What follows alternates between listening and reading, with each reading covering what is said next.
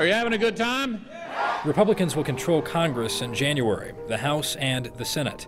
And this guy might be out of a job because of it. His name is Douglas Elmendorf, and he's the head of the Congressional Budget Office, which runs numbers for lawmakers, calculating the economic impact of certain policies.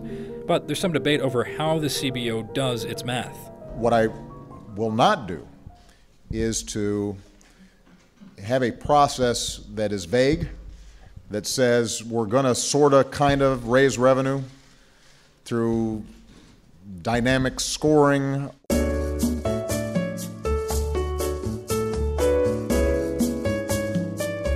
That definition on its own isn't really the controversial part of dynamic scoring.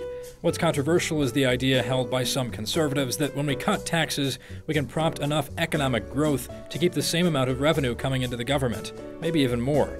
When not accounting for that economic growth, you'd assume lower taxes would simply mean lower revenue. Predicting higher revenue from lower taxes is part of what George H.W. Bush once called voodoo economic policy.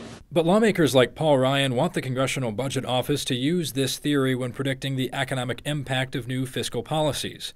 That would make it easier for Congress to sell tax cuts to the American public.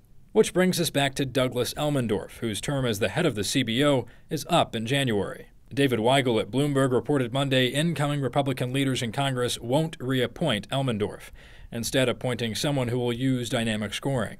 Despite the fact that many conservatives and economic experts from the Bush White House support Elmendorf and call him fair to all sides, incoming House Budget Chairman Tom Price and other Republicans want someone who will score tax policy differently. And soon they'll be able to put that someone at the head of the Congressional Budget Office. For Newsy, I'm Zach Toombs.